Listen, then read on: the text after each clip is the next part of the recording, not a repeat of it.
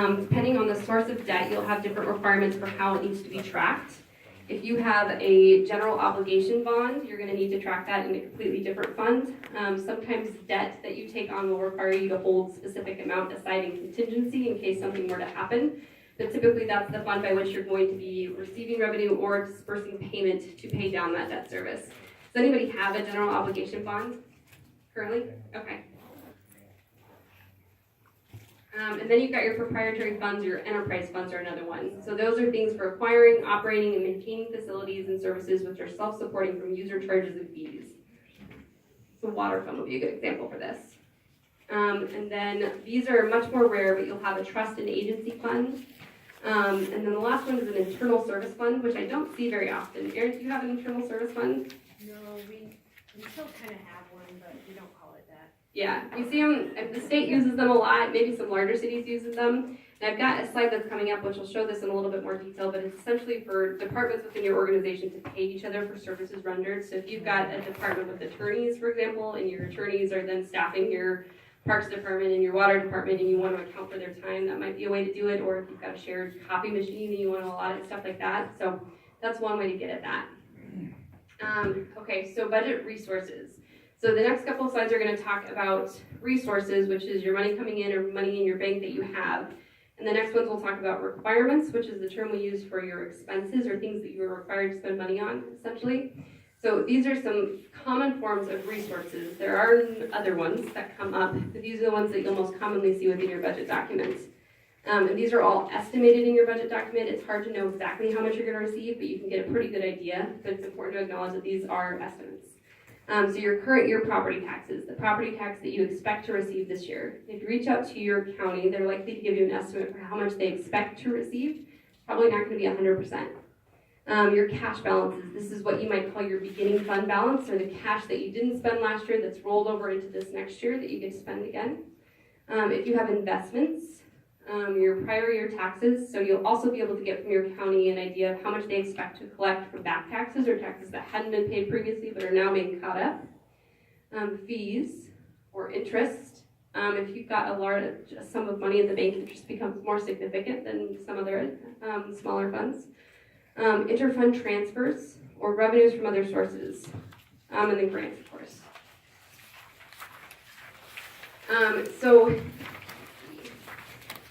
There you go. So some considerations for you as you're considering expanding your revenue sources. There's just a few things to keep in mind as you go through this process. One of which is how effective and efficient is revenue collection. So great example. Is anybody familiar with the Portland arts tax?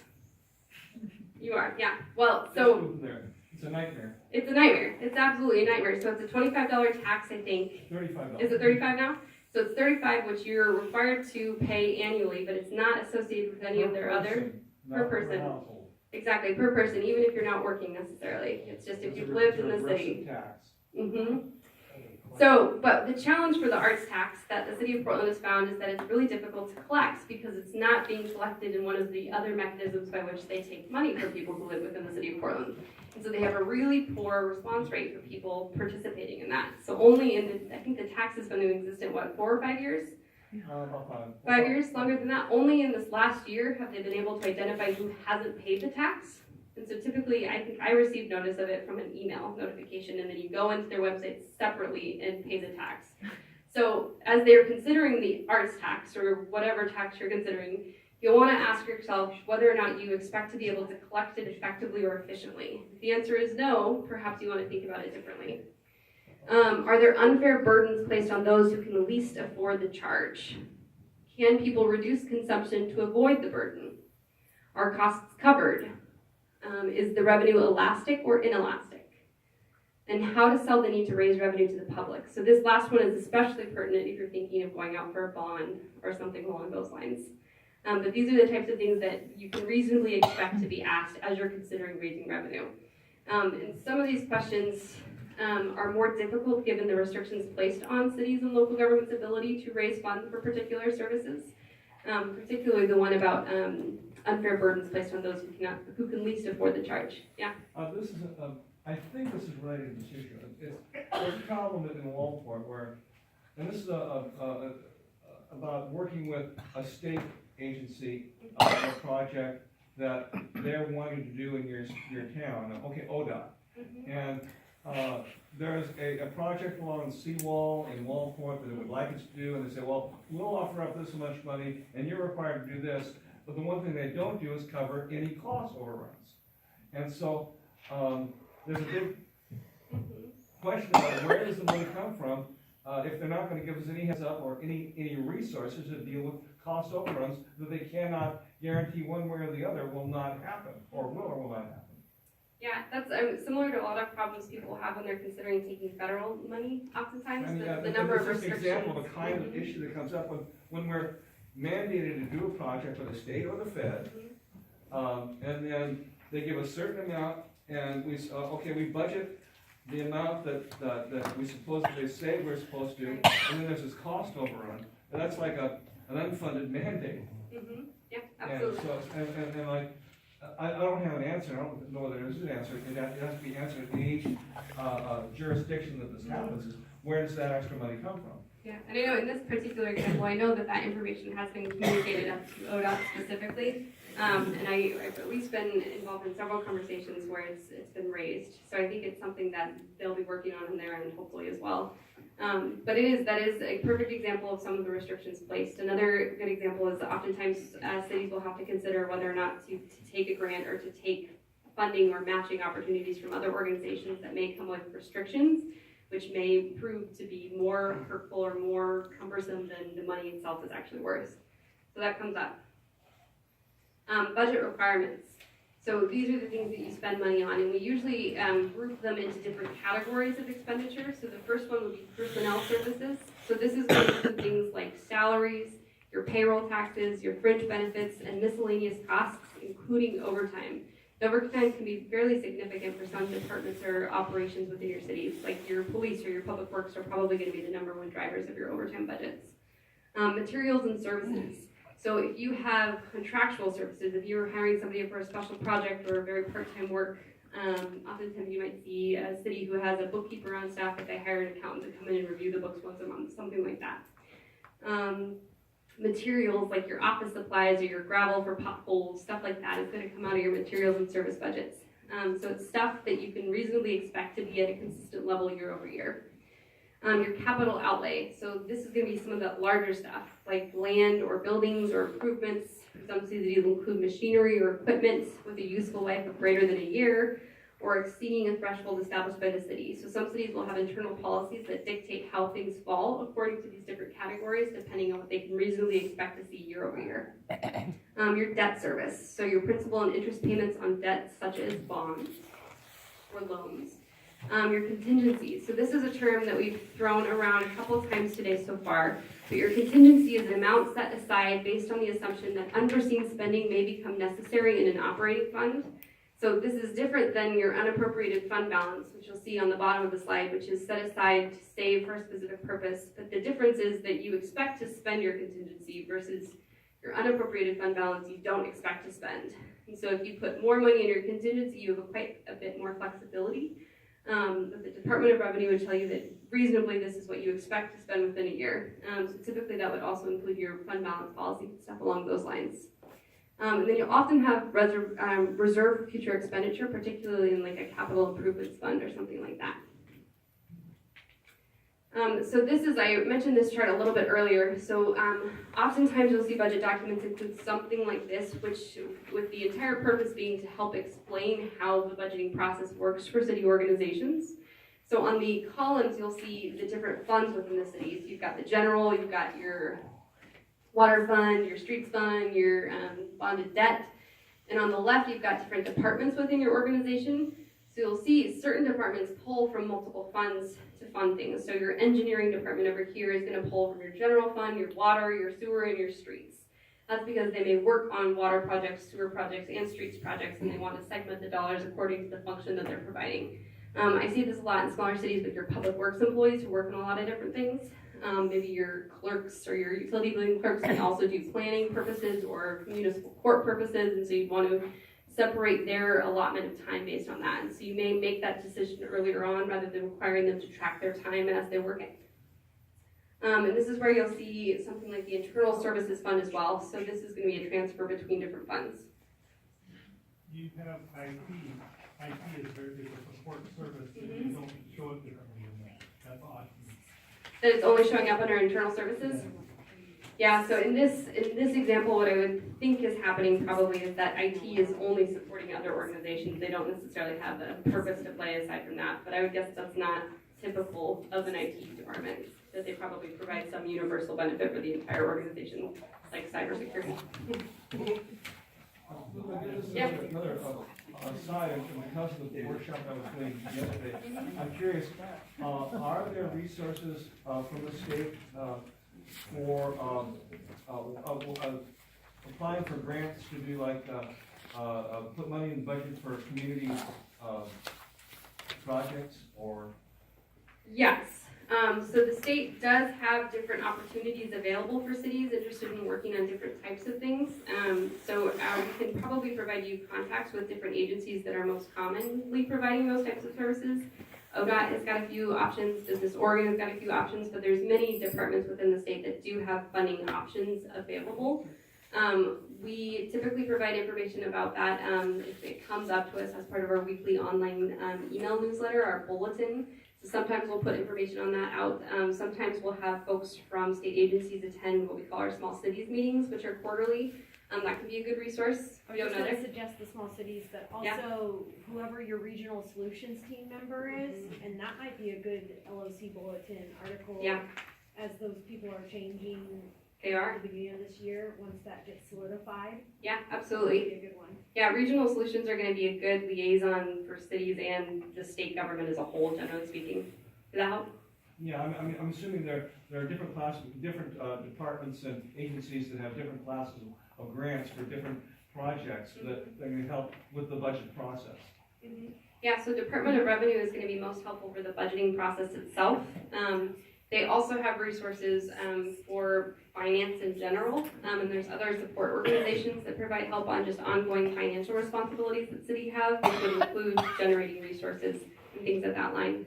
But I would guess that probably Regional Solutions, as Aaron suggested, is a good starting place. But then I would also tap into those resources because there are lots available, but it depends on how well they align with certain things that you've got going on in Wellport. And how well we know, how much we know about them, and how aware we are. I think. Yeah, absolutely. In the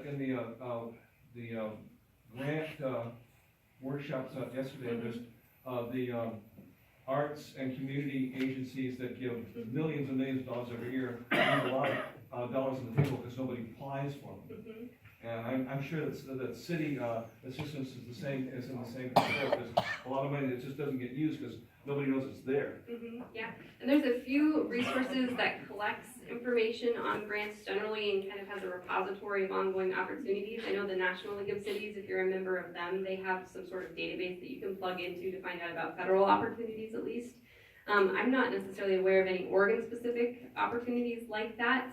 I know that we, the League of Oregon Cities, have had a list of ongoing grant opportunities. It's not well maintained at this point, so I wouldn't necessarily point you in that direction. But there's certainly a need for that, and I think that there are folks who are more tuned into that conversation. Absolutely. What did you call the regional person? So it's called Regional Solutions. They're based out of the governor's office, and they've got an individual appointed to different regions throughout the state. And those regions are kind of guided by a board that governs kind of what projects they work on. And our small city meeting, what are those and how do you go? Yeah, absolutely. So we call it the Small Cities Program, but we divide the state into 12 different regions. And then all of the cities with populations of under 7,500 are invited to attend a meeting once a quarter. And depending on which region you're in, it'll dictate which day of the week you're in. So we met today, oh my goodness, we met today, this morning, in Reedsport, and then tomorrow we're in Newport, so both of those meetings would probably be within driving distance. But that information is going to be available on our website, which is www.orcities.org. And subscribe to their weekly bulletin. It's super useful. Yeah, glad to hear it. Yeah, any other questions? Okay. So you're gonna make this part, right? Okay, so we have a cute little picture because we're about to talk about property taxes. So this is your feel-good moment. We're gonna start, there was actually a really helpful video that was put out a few years ago that is going to explain this much better than I can. A lot of the slides that follow the video are kind of a deeper dive into what you're gonna hear in the video. I'm gonna touch on those on a high level basis because when we advertised this, I think we were very clear. This is like a 1,000,000-foot view of property taxes. And if you've got to go into a dive, you should talk with your city manager. Okay? So Megan, when you're ready, we'll start the video. It's complicated. It's unpopular.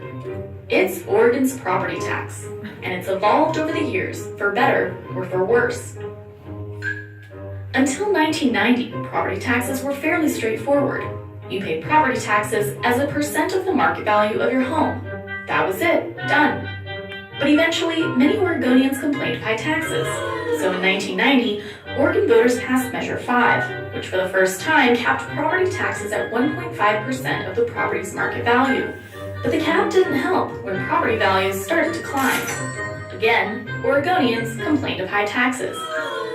So in 1996, voters approved Measure 47. Legislators said the measure lacked some clarity, so a year later they sent voters an updated version, Measure 50. That passed, and it's where we stand today. Measure 50 completely changed the way property taxes are calculated. Instead of paying taxes on your property's market value, Measure 50 says you pay taxes on the 1995 value of your home, minus 10%, plus a 3% increase every year. That is called a property's maximum assessed value.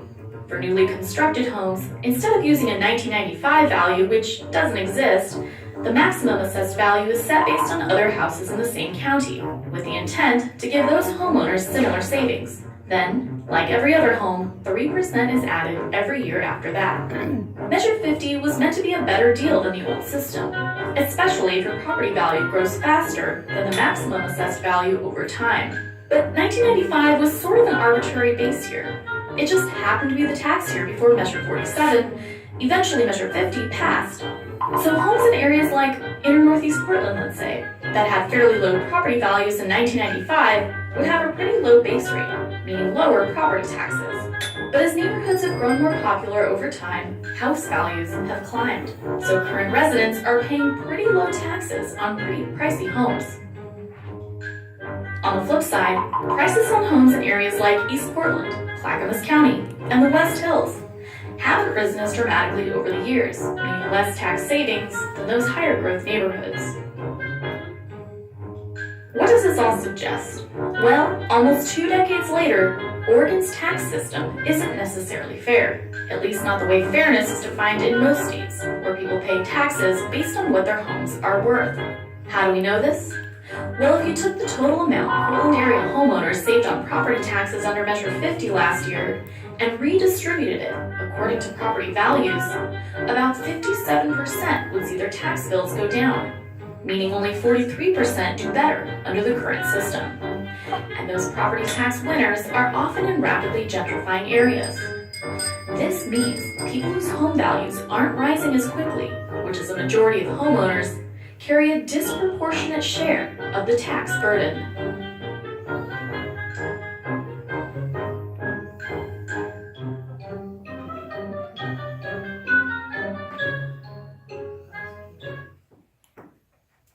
How many of you, that was new information?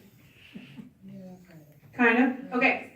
So, why does this matter? Okay, so this is always a hard, tricky question to ask on some portions of the coast. But generally speaking, what is your biggest source of revenue in city government? Property tax. Property taxes. So, generally speaking, it's problematic from a logistical standpoint if you can't increase property taxes at the cost of as the cost of everything else continue to increase, right? Right? So it's kind of like I always think about it when I used to work for a city. We had property tax caps in the state I worked in for a while too.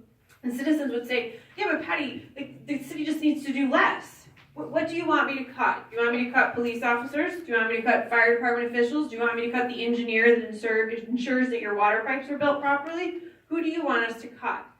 So the biggest problem, aside from the inequity issues, which is huge with the property tax system in Oregon, is it really hamstrings cities in terms of how you pay for your services. Because my guess is your citizens want more and more services, or they want higher quality services, but the problem with the tax system is you're kind of hindered in how you can raise your revenue.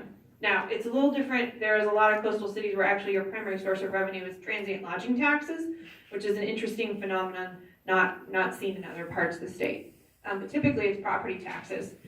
So what the video doesn't talk about is kind of the before the measure 5 and 50 went in, the arbitrary assessed value that came in. So what you used to do is you used to do the values every 6 years. So they just picked, here's we're going to do it. So if your house was going to be evaluated at the end of the 6-year mark, you actually got a better deal than the house that was being assessed at the 1-year mark. Because you were actually going back, so if you think about it, so if we do these every 6 years, you actually got 6 years of a better deal. So it was even inequitable at the time they picked the rate. So it's been inequitable since the very start of it. So what both of these do is they essentially cap your taxes. So there's a maximum amount that we're allowed to receive.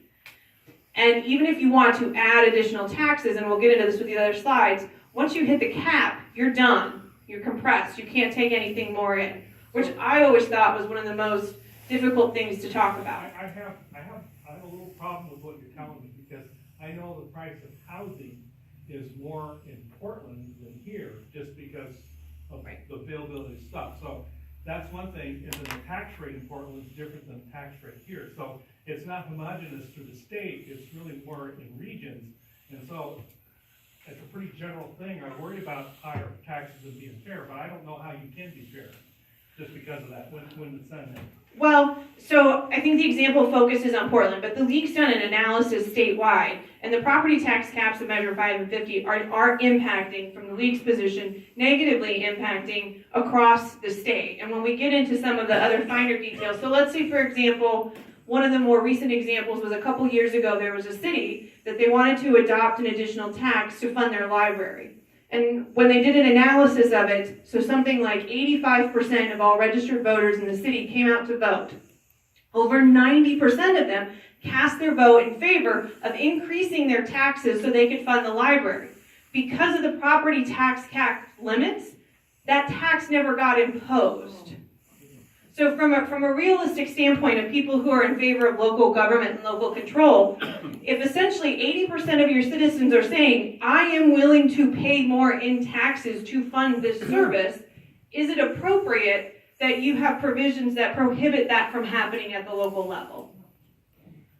But it's kind of where we are at the moment. So it talks about the compression in terms of the difference between the levels here. So these slides are kind of a reiteration of what we've done. This slide I always thought was interesting because it talks about what I kind of just described with the library.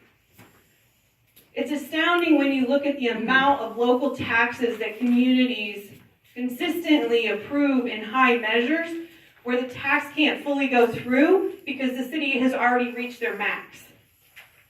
In my opinion, that's actually the exact opposite of representative democracy. If I tell you I want you to tax me more, I should be allowed to give you that tax. Okay, so your property tax rates are expressed in dollars per thousands of assessed value. It cannot be increased or decreased by your voters. So you've got local option taxes. How many of you have opposed local option taxes? A few? You have a lot of special districts on the coast too, is another dynamic. Yes. What's the rule about calling something a fee rather than a tax? We have all kinds of fees on everything. So I would tell you that that's a gray area of the law. Typically, fees are supposed to be based on an actual service. So it's Like the library. Well, I would argue there's a difference between, so let's say, for example, you want, so there, maybe not a library, let's say an aquatic center, because those typically have fees just to get in the door, right? So you want to take your kid swimming, you're going to have to pay a fee. So let's say there's a property tax that's actually going to build the center itself. That's a tax, right? It's assessed based on just standardized stuff. Everybody's going to pay their same percentage portion. But then if you want to use the facility, you're going to have to pay a fee. So a fee is traditionally something that you do for a specific service. So I'm going to pay you to do this. I will tell you that the difference between a tax and a fee gets muddier and muddier every 2 or 3 years. I think it's one of the most consistent and fastest growing trends of litigation in terms of cities and counties, even states, quite frankly, being sued, arguing that you're trying to shove this off as a fee, but it's actually a tax. It's pretty gray area. But if I was going to simplify it, your fees are supposed to be based on specific services that you're providing, and you may not necessarily be providing them to every person. Yes? What about taxing service districts? So you mean like a special district? Yeah, so specific taxing service districts. So those are very common. I think, what is there, like 3,000 in the state? There's a lot. Like statewide, there's a lot. I don't have a comment on whether they're good or bad. They exist and they provide valuable services, but they do play into a role. So a lot of times, for example, you'll see a new type of special district, like the legislature is considering a bill to create a new type of special district. And you'll see organizations like the League and the Association of Oregon Counties come out opposed to them. Because what ends up happening is that creates another taxing entity, and it's gonna make the whole compression system worse for everybody. So I don't think the League is opposed to districts, but based on the current property tax system, we're all fighting over a much smaller piece of pie, is basically how it works. Okay.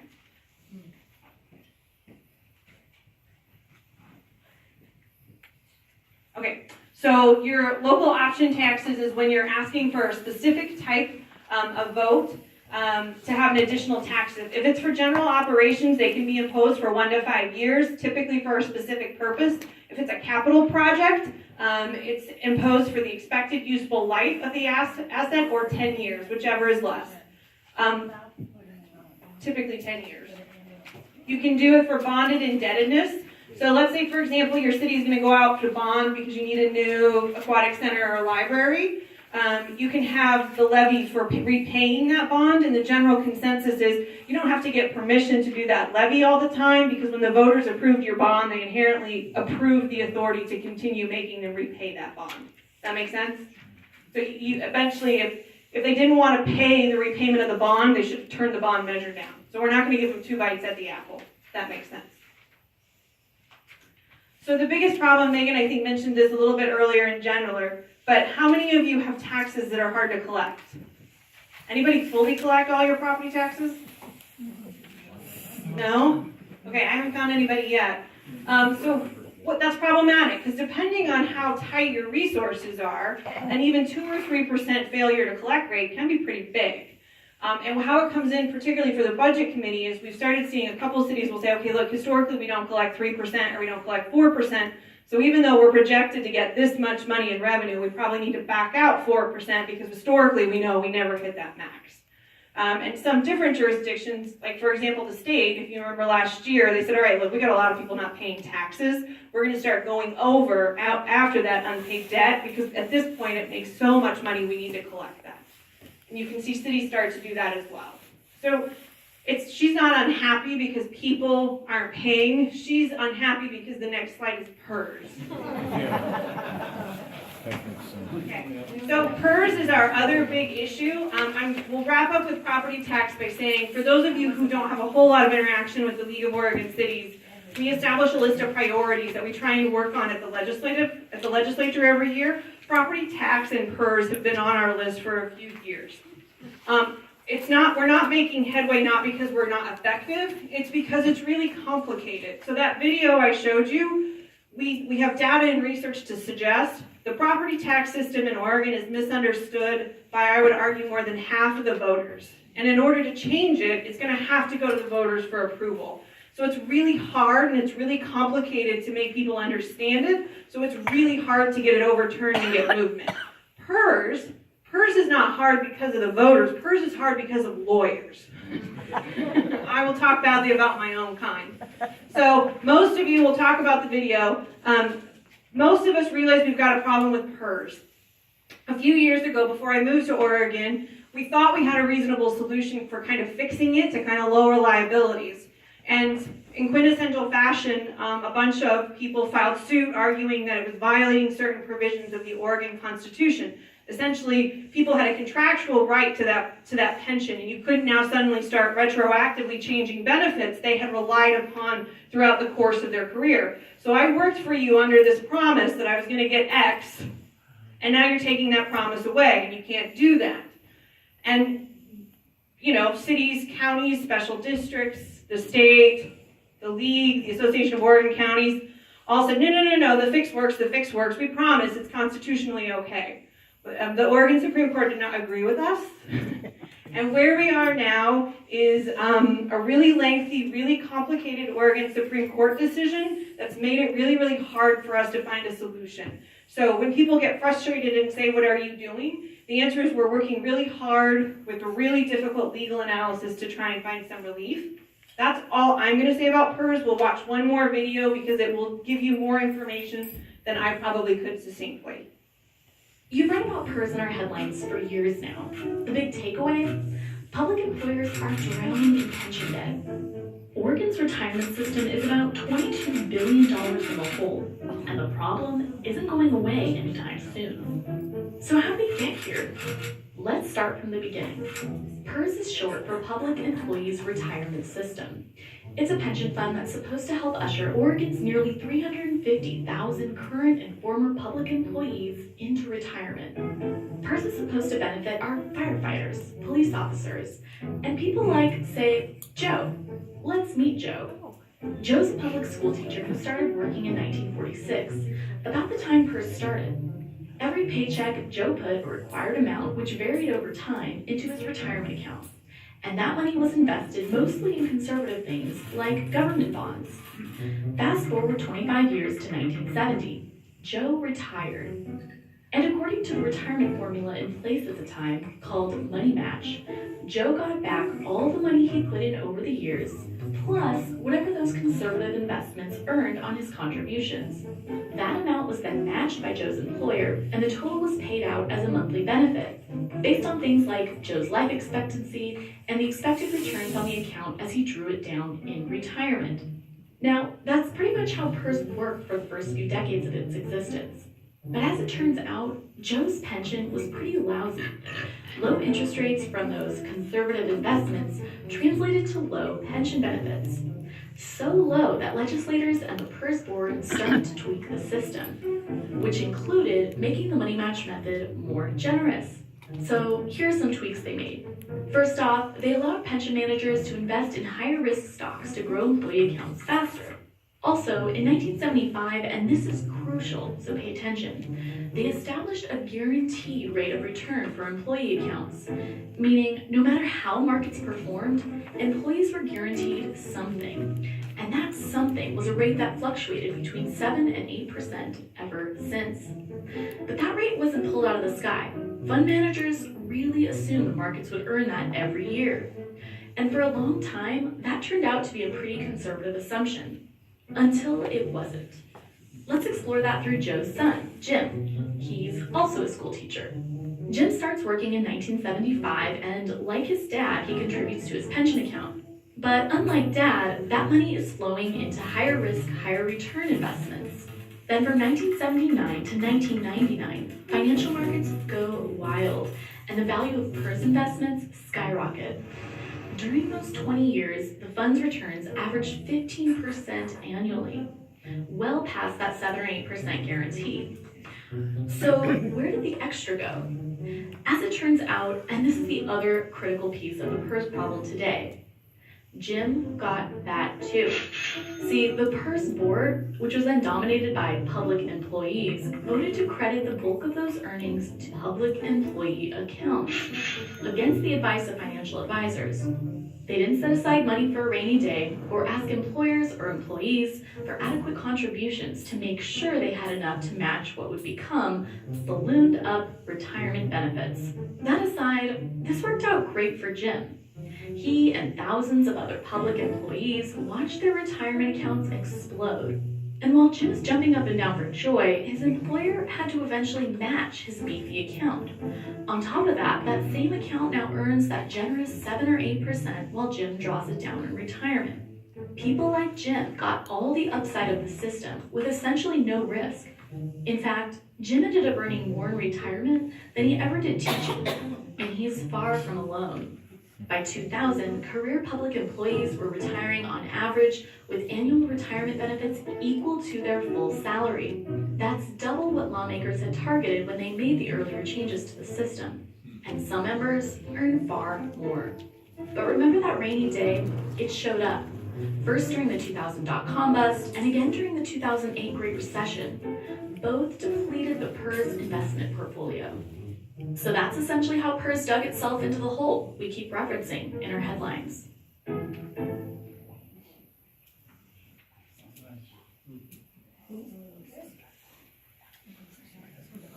You never picture employees like city managers or lawyers in those things. It's always police, fire, teachers, the rest of us don't count. So I will tell you, for those of you that are interested, is Scott Winkles is the lobbyist for the league who works on PERS. I don't know that he's particularly happy about it anymore, but he does. He valiantly goes into that building every day and tries to fix it. He's got some unique ideas. I will tell you that the legislature, the governor's office, and everybody realizes this is a problem and we need to fix it. And I will tell you that I think people are actively looking towards solutions. We just don't have one yet. In the meantime, it will continue to significantly impact local budgets probably for several years, which is disappointing, particularly when you combine it with your property tax caps. So we're going to finish tonight by talking about ethics, which is an equally fun, fascinating topic. And the reason we're going to talk about it is because, again, as budget committee members or elected officials or city staff, in Oregon, you are subject to the Oregon ethics law. The law is pretty lengthy. It covers a whole host of things of which we will not talk about. We're going to touch on the highlights tonight. If we do a full-on ethics training, it's typically 6 to 8 hours. I tell myself it's riveting because I'm one of the presenters. It may not be true. But we're going to do the highlights tonight, things that I think you should worry about. If you're an elected official and you want the longer training, you can always ask the league and we can tell you when the next one's going to be. This one's short and sweet because we're trying to address those of you all in the room. So, public officials. A public official is any person who essentially serves the state of Oregon or its political subdivisions. Political subdivisions is lawyer speak for cities, counties, special districts, or any other public body as an elected official, an appointed official, an employee, or agent, irrespective of whether or not you get paid.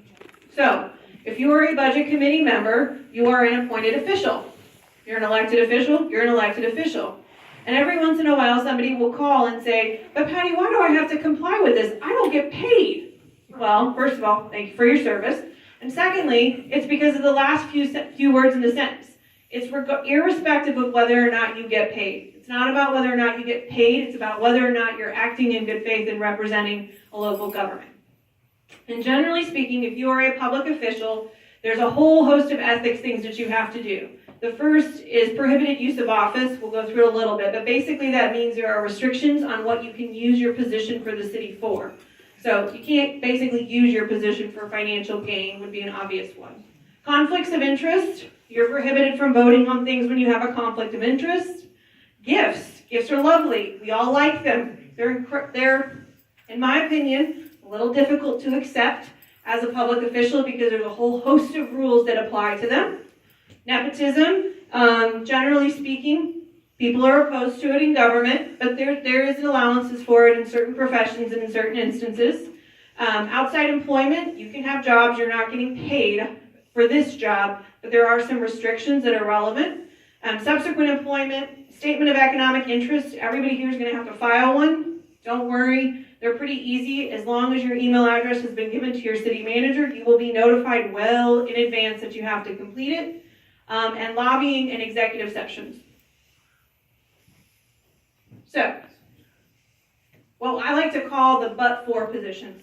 But for your position with the city, you cannot financially gain or avoid something. You can't make money or save money. That's how I like to think of it.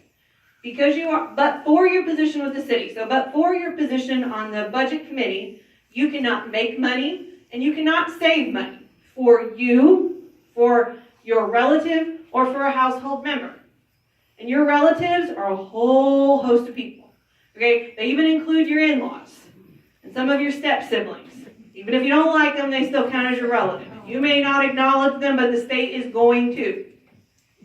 And a lot of times people get confused.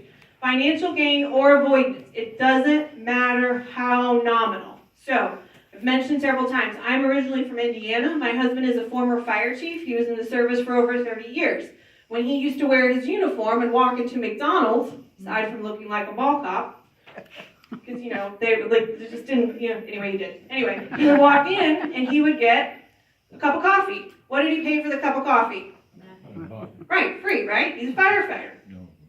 Cup of coffee at McDonald's is what, 99 cents? Yeah, it's a buck. The buck, right? Okay, so if we were in Oregon, would my husband have avoided having to pay money because he was a public employee? Even if it's $1. So, that's how little it is. It doesn't matter, any amount. You can't make money or save money because of your position. Neither can your relatives or anybody who's living in your household. You can't accept a promise of future employment. So Megan intimated already that we are government employees. So let's say that you are a mayor in a city and you think I'm doing an excellent job and I would be an amazing city attorney. I cannot sit here afterwards and be like, Mayor, I know you want an in-house city attorney and I'm doing a pretty good job. I'll tell you what, I'll come and I'll do a bunch more budget trainings and a bunch more ethics trainings for you guys off the books, free of charge, won't cost me anything. And in July, when you get a new budget, you hire me. That would be bad, okay? I cannot use my position as a government employee to get a promise of future employment. This will not apply. This third one will not typically apply to most of you if you are citizen members of a budget committee, but just know that public officials cannot use confidential information they gained in the course of their work for the city for their own personal benefit. So, if you're an elected official, that generally means if you learn something in executive session, you don't get to use that information for your own benefit. Okay? So, it doesn't typically apply in budget committees because you're probably not having an executive session. Representing governing bodies for a fee. So if you are a council member, you cannot go before the council and represent a client for a fee. Okay? What is not financial gain? This is probably irrelevant to most of you, but in the event that you have a compensation package, that's not considered financial gain. So, I love municipal government, but I don't do this for free. I do collect a salary. That is not considered financial gain for purposes of the ethics statutes. I can take my salary. Honoraria with a max value of $50. An honoraria is essentially like something that somebody gives to you for going to an event or for doing something for you. So let's say, for example, we were in Reedsport this morning, and the mayor there was so impressed by Megan's skills that she said, Megan, you had no idea this was coming, but here's a lovely fancy cupcake from one of our bakeries, and we just want to give it to you for just being kind enough to present. That would be an honoraria. Megan would like the cupcake because she likes cupcakes, and everybody would be happy. A little note, because you are going to have to fill out your statement of economic interest. You can take honoraria up to $50, but you're going to have to report the 25, you're going to have to report at $25. So just keep that in mind. Reimbursement for approved expenses. Megan and I are traveling tonight. We will not be driving home. We will be staying at a hotel. If we put that on our personal credit card, we could turn that into the league tomorrow and they would reimburse us for that expense. That's not considered a financial gain. Unsolicited awards for professional achievement. If somebody gives you a gift that you weren't expecting because you were the best budget committee member ever, you can accept it. Certain types of gifts, we'll go over gifts in a little bit more detail, but certain types of gifts are not considered financial gains.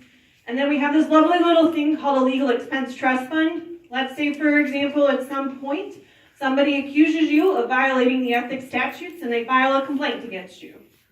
You are entitled to create an ethics, basically legal trust fund. You are entitled to put money into that fund.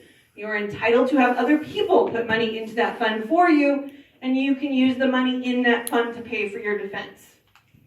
Unlike gifts that have $50 limits, there is no expense limit from a single source on your legal expense trust fund. I always found that fascinating.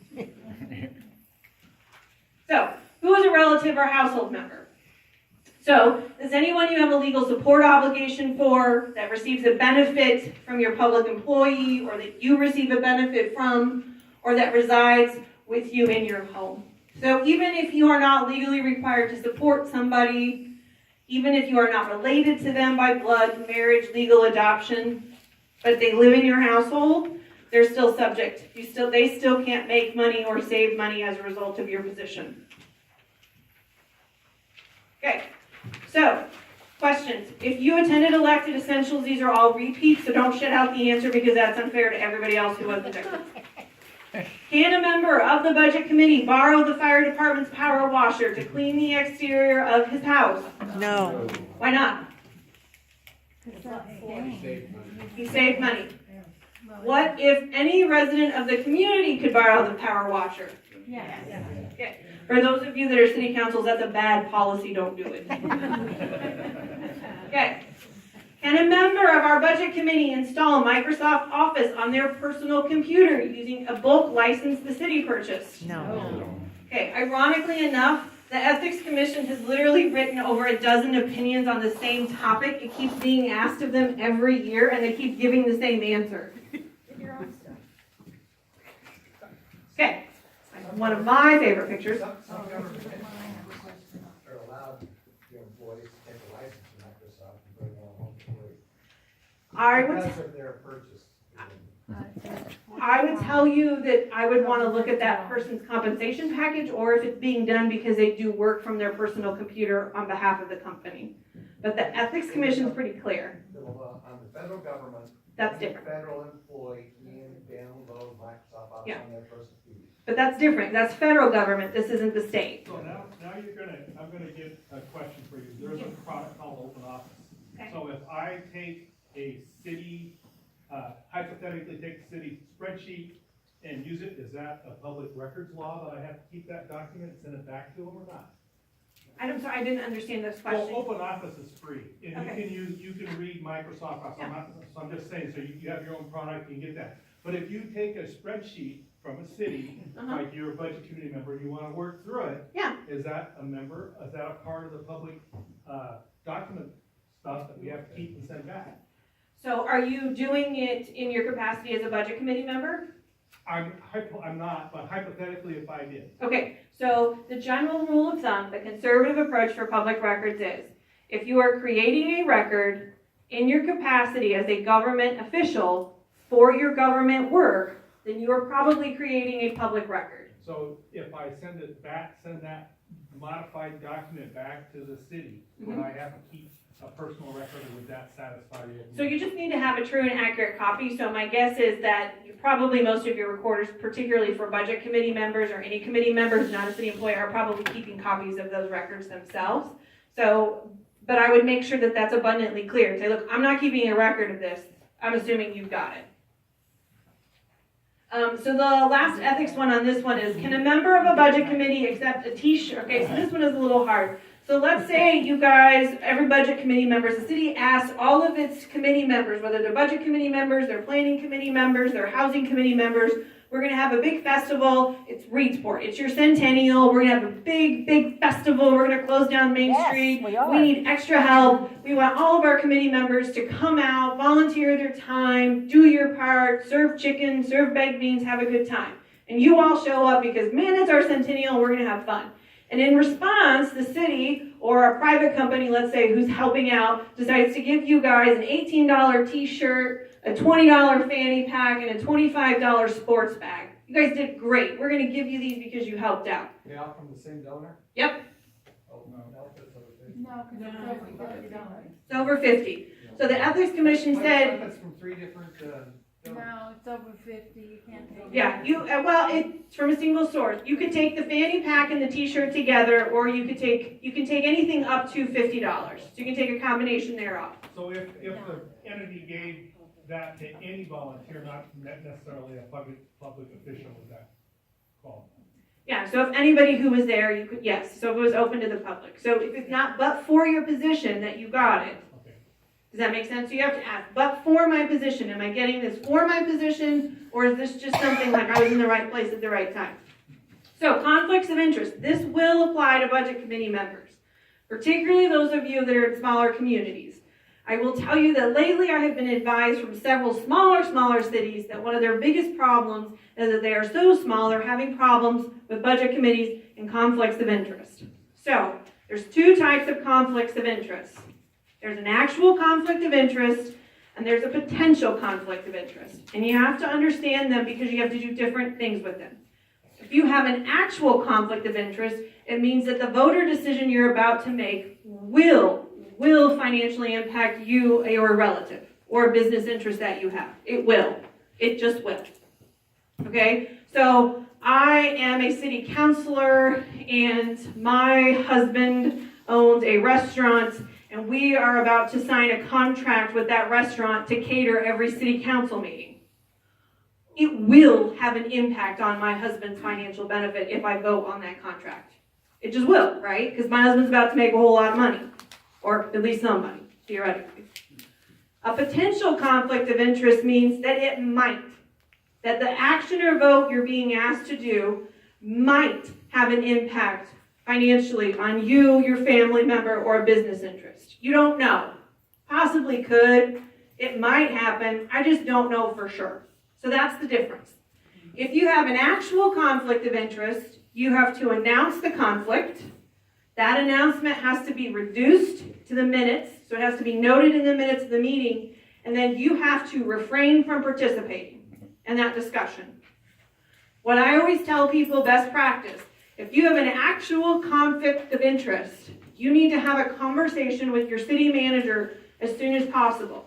And if, sometimes people miss this and they go back and tell their city managers, Patty said I had to do this, and that's not true. If it is possible to move that agenda item to the last thing on your agenda, I recommend that you do it at the end. The reason is, a lot of times people will say, I announced my conflict of interest, and I went and I sat in the back of the room because we had other business to do. Or because I just wanted to listen. And I didn't participate, so I don't understand why people filed an ethics complaint. And I always say, well, did you have the best poker face in the whole world, or did you sit there like this?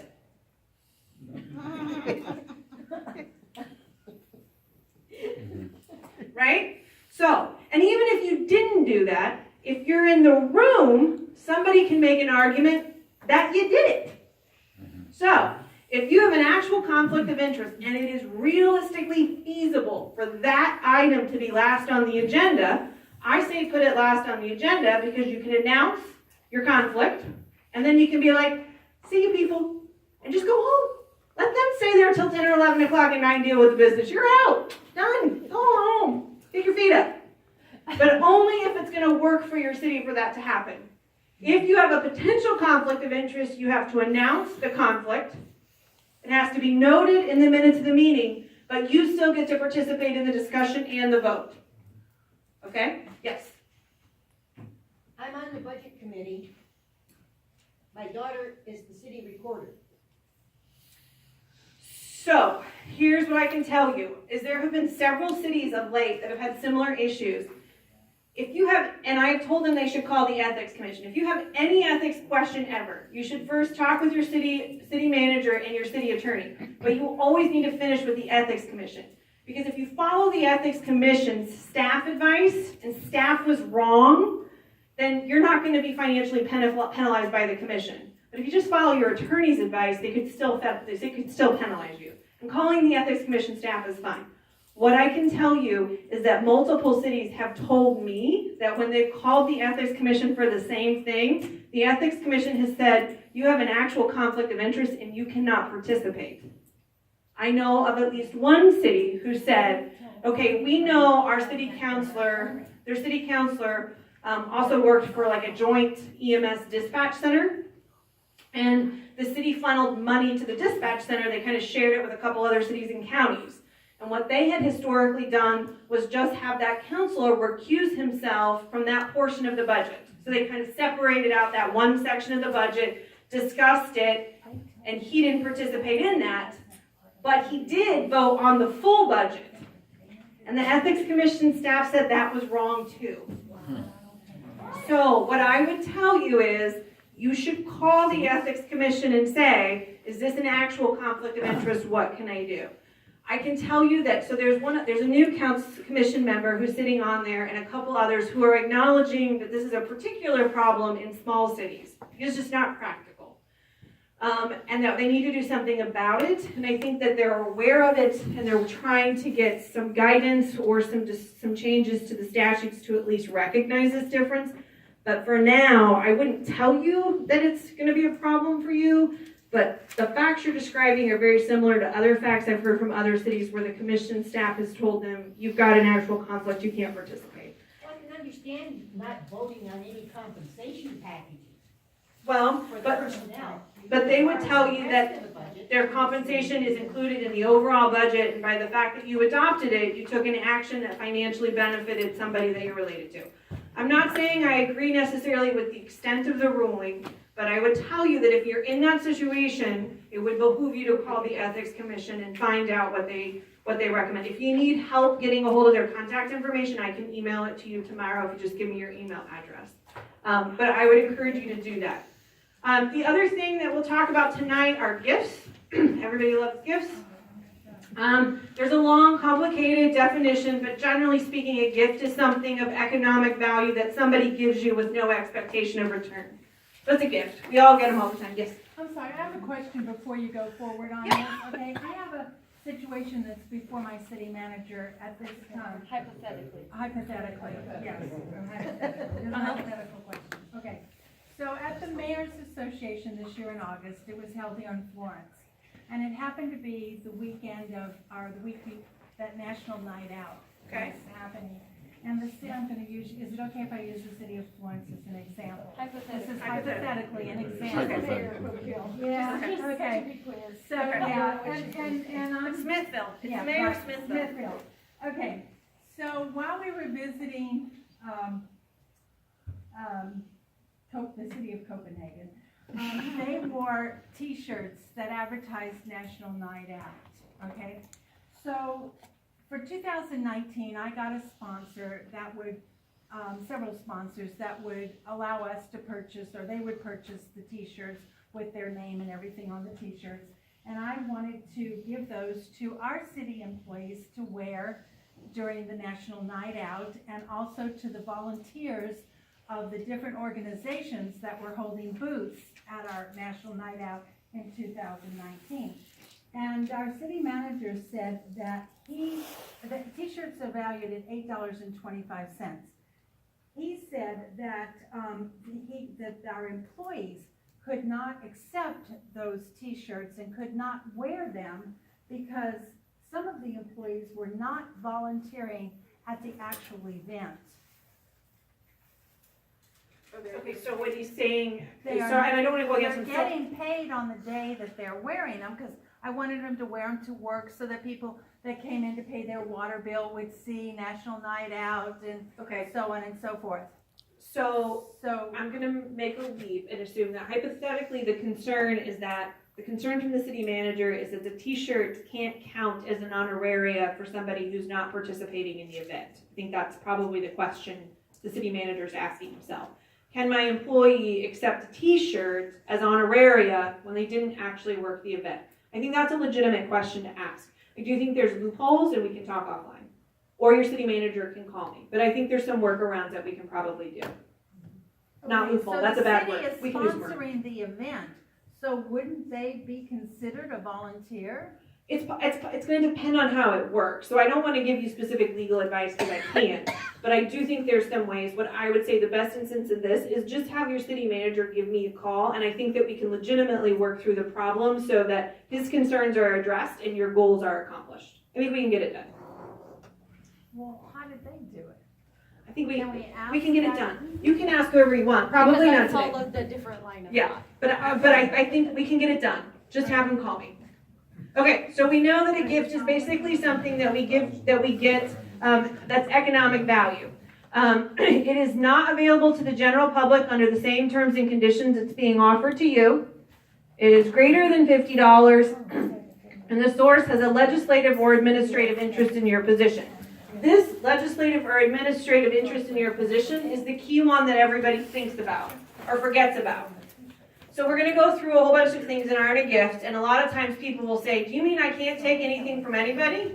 Well, no, you can take things up to $50 from a single source in a year, but you're gonna have to do some reporting requirements. But the question that everybody forgets is, does this person have a legislative or administrative interest in my position with the city? Are you getting this gift because you sit on the budget committee? Are you getting the gift because you're a city councilor? Are you getting the gift because you're a city manager? Do they have an interest in the position you hold with the city? That's one of the key parts of the analysis that people forget when they do this. And so when we go through what is not a gift, that becomes more clear. So something from your relative or your household members. So I always like to say this. I am a public employee. So is my husband. He still has to buy me more than $50 worth of gifts in a year, okay? I want a Valentine's present, I want an anniversary present, I want a birthday present, and I want a Christmas present. And if that makes me greedy, then you all don't have to like me, but I want more than $50 of gifts in a year. So you can still take those from relatives and household members. Reasonable expenses for food, travel, and lodging. So there's a whole host of reasons in the statutes. We won't go into details. Again, this is usually an 8-hour presentation. While it's not specific, if you're going to have food or like beverages reimbursed to you because you attended an event in your capacity, so like for example, we gave you some yummy treats. They were all homemade. You should love them immensely. Like you can take those. Those aren't gifts because they're associated with your attendance in an event in your capacity. Unsolicited awards or tokens of appreciation. So I would tell you that for the most part, let's say you get an award and it's got your name on it. There should be a note here that says up to $25 or up to $50. If it has my name on it, it's probably way less in value because, you know, I'm not Tom Hanks. My guess is if there was an award for Tom Hanks, it's probably going to go for a couple hundred, maybe a couple $1,000s. I will tell you, Ethics Commission staff has suggested, though, that if the trophy or award that you're getting has like a 25-karat gold medallion in it, you might want to think about what that resale value actually is, regardless of whose name is etched on the base. Anything that is a part of your usual and customary practice of your private employment. So it's not uncommon, particularly around holiday times, for people who own their own businesses to regularly receive gifts from, say, vendors. You get cookie baskets or candy baskets or popcorn. You still get to take those because it's not related to your role with the city. It's part of the usual and customary practice of your business. Now, if you've never gotten them and the year you're elected into office or the year you become a budget committee member, you suddenly start getting them, I would ask yourself if it's really part of your business or if it's more because the people who are giving them to you have a legislative or administrative interest in you now that you represent the city. Informational materials, feel free to take the handouts we've given you. Those are not gifts, okay? Discounts on continuing education or licensing events. So if you want to go to a conference and there's a discounted rate, for example, for those of you that are interested, on April 12th, there will be a conference in Ashland that the League is putting on. We encourage all of you to come and you get a discounted rate because you are a government employee and a member of the League. We're going to charge all those other people a lot more money. And again, take money for your legal defense trust fund. Those are not gifts. So here's the last thing I would tell you. You can take these gifts up to $50 from a single source in a calendar year. If you take gifts from people, you need to track them. And by that I mean you need to develop a system that says, I received this gift at this dollar amount from this person on this day. Here's why. Let's say for simplicity, it's just lunch. So again, I'm the general counsel for the League of Oregon Cities. I get to decide, for example, which technology service we use to do legal research. There's 3 big ones in the market. So one of the competitors who does not have our contract calls me up, says, Patty, I really want to show you our program. I know you're using Westlaw, but we really want you to try Lexis. We think it'll be great. Can I please come in? Sure, come on in. And he comes in, he's like, let me just take you to lunch. And we go to lunch. And he gives me $25. My lunch is $25. I can certainly take that because it's less than $50. But that person generally has an administrative interest in me because I get to decide on my own who I contract with for legal research services. I can take the $25 gift. So it's February. I don't sign the contract, I don't care, but he's really dedicated to convincing me, and he comes back in June, and he wants to take me out to lunch again. Sure, let's go out to lunch. This time it's $15. That's fine, because for the year, I'm only at $40. But if he comes back in December because he is really tenacious and he wants to take me out for lunch, he only gets to spend $10 on me. I don't like to eat at McDonald's, so we're probably going somewhere that realistically is at least $11 or $12. I can't have him buy me lunch. So when I tell you to track gifts, it's because you have to know when you hit that $50 threshold. So feel free to take gifts if you want, that's your choice, but if you're going to do it, make sure you're asking yourself, does this person have a legislative administrative interest in me? If the answer is yes, you can take the gift, but it's capped at $50 for the year. And if you take it, you need to make a notation so that if anybody ever questions whether or not you comply with the statutes, you can say, absolutely, here's my records. Here's who I take it from, here's when I took it. Is that a hand? Yes, ma'am. Wonder if somebody gave you an engagement or wedding ring, but if they own a business and they benefit from your position, I'm serious, would that count? That's really interesting. That's a great question because they're not a relative. Maybe if you live together, they're a household member, but if you don't live together yet, that's a great question. I would ask the Ethics Commission. It would depend. Do they have an administrative or legislative interest in you? But sure, I mean. Could they have a business? They have a business in town, absolutely. Particularly if they have one that's highly, what if they own a marijuana business? We regulate the heck out of them here. Yeah. Are you keeping That's a fascinating question. No, but I was just sitting there going. No, that's a really fascinating question. That's I don't know the answer. From a technical reading, if you did not live with that person, yeah, I would say that has to be true, but that can't logically be applicable. Great justification. Yeah, I know, right? Told your parents, that's why. That's why I have to live with a mom. I'm sorry. Please don't be upset and disown me. Yes. Yes. Another question, okay? That's a great question. I'm going to ask the Ethics Commission that. That's a great question. Thank you. So I had a situation where our police department, they are city employees. In Smithville, a hypothetical city of Smithville. Hypothetical, this is a Yep. hypothetical question. We're still in Smithville. And, so our police department is paid by the city. They're city employees, right? But they're under a union contract. Uh-huh. Their union contract has a different dollar amount than $50. For gifts? Mm-hmm. Okay. Less? Yes. Okay, less is more. Less is fine. Less is. You can always give less. Less is fine. You just can never give more than the statute. But which one takes precedence? Because hypothetically, if theirs is 25 and our city one is 50, which one can I give them? You should always follow, if you're talking about a labor issue, you should always follow the labor agreement. So there is a fine definition between unionized employees and non-unionized. And you should follow the unionized contract unless that contract violates state or federal law.